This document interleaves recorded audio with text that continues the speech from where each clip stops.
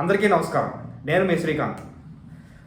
Money, డబ్బు మీద చాలామందికి ఒక భ్రమ ఉందండి, ఒక రాంగ్ మైండ్ సెట్ ఉంది. అదేంటంటే డబ్బు మిమ్మల్ని పాడు చేస్తుంది అంటే. ఇప్పుడు చాలామంది అంటూ ఉంటారు కదా, అరే డబ్బులు వచ్చిన తర్వాత వాడు చాలా పాడైపోయాడురా, ఓకే డబ్బు వాడిని మార్చేసిందిరా అని అంటూ ఉంటారు. ఈ మైండ్ సెట్ తప్పండి. ఇప్పుడు ఏంటంటే మనీ మిమ్మల్ని ప్రత్యేకంగా మంచివాడిని చేయడం కానీ ప్రత్యేకంగా పాడు చేయడం కానీ చేయదండి. ఇంకోటి ఏంటంటే లక్ష్మీదేవిని ఎప్పుడూ నిందించకూడదు.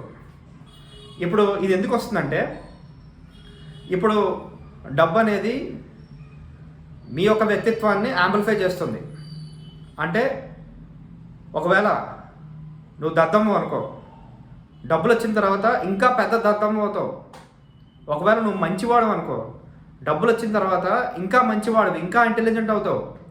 ఒకవేళ నీకు దాతృత్వం స్వభావం ఉంటే, డబ్బు వచ్చిన తర్వాత నువ్వు ఇంకా దాతృత్వ స్వభావం కలిగి ఉంటావు.